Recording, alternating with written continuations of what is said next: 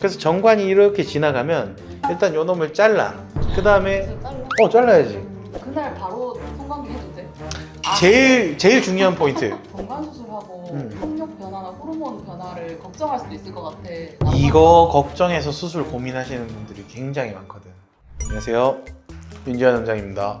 안녕하세요. 윤지환 원장님 친구입니다. 그래서 오늘 무슨 이야기 하는데? 정관 수술. 정관 수술 궁금해. 왜냐면 요새 주변에서 한다는 사람들이 꽤 나오고 있거든.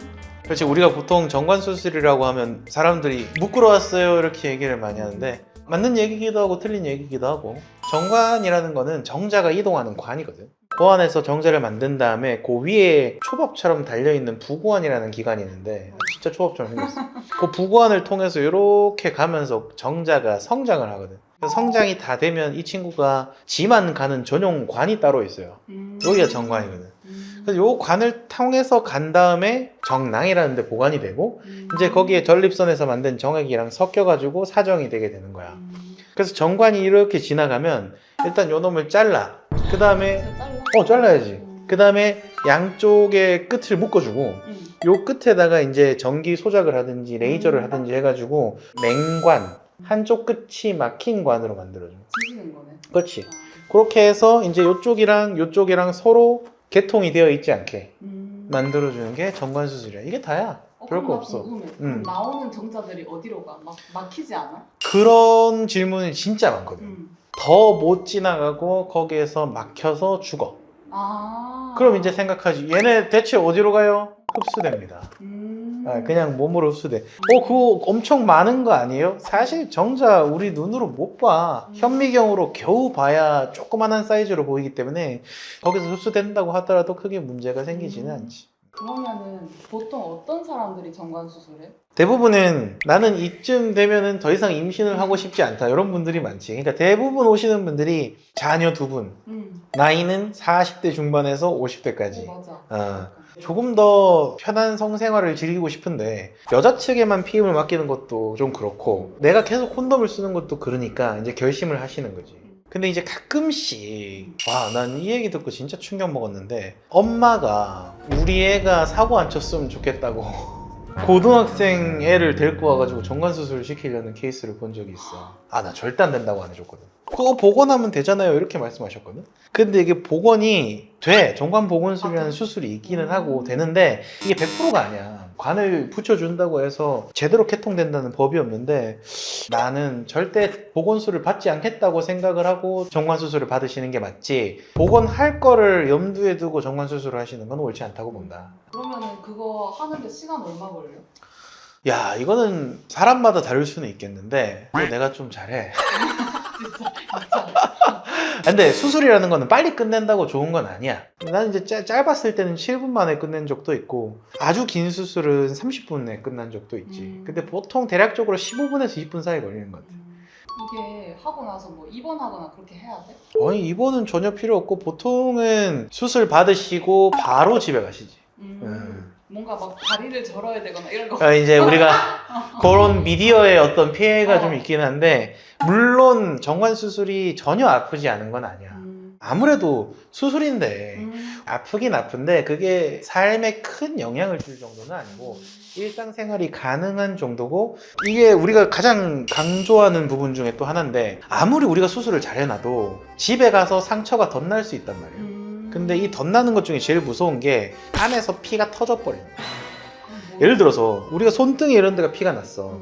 그럼 여기 피가 나다가 더 이상 갈 곳이 없어, 피가. 그래서 요 안에서 피가 고이게 돼. 그리고 우리가 이걸 멍이라 그러거든. 근데 고안 아시잖아요.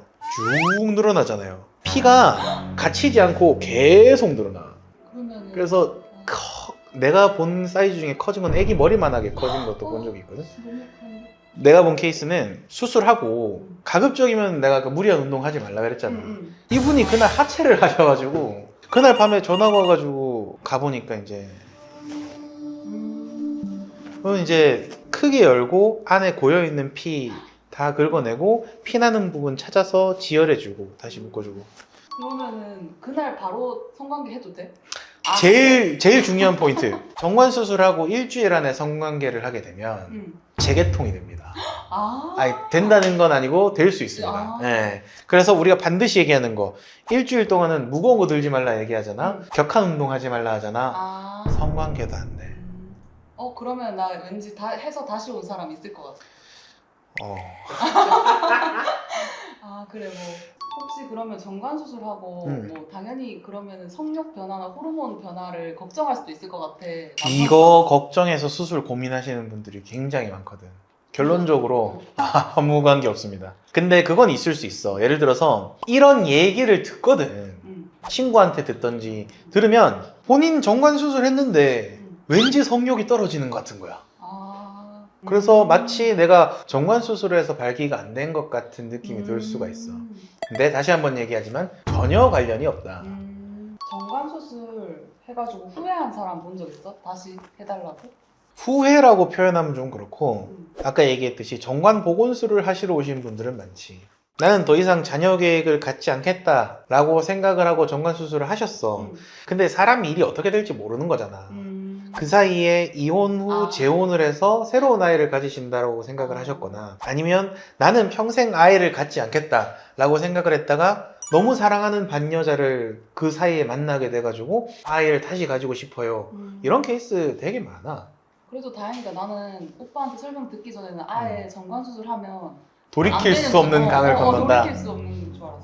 그렇지 않고 정관 보건술이라고 이걸 다시 붙여주는 수술이 있긴 해.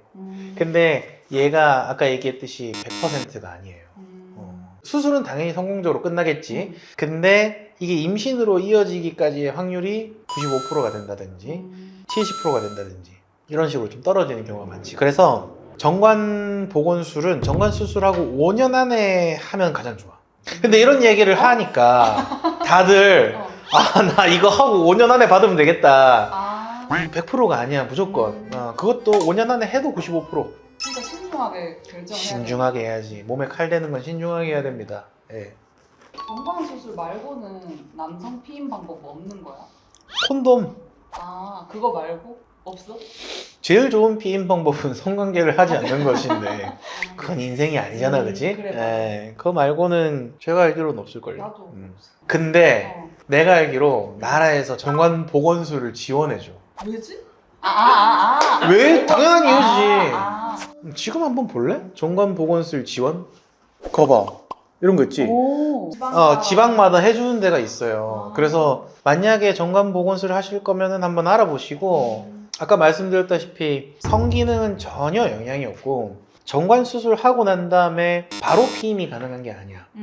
정낭이라고 하는 기관에 정자들이 이미 쌓여 있기 때문에 만들어진 건 다 빼내고 해야 되거든.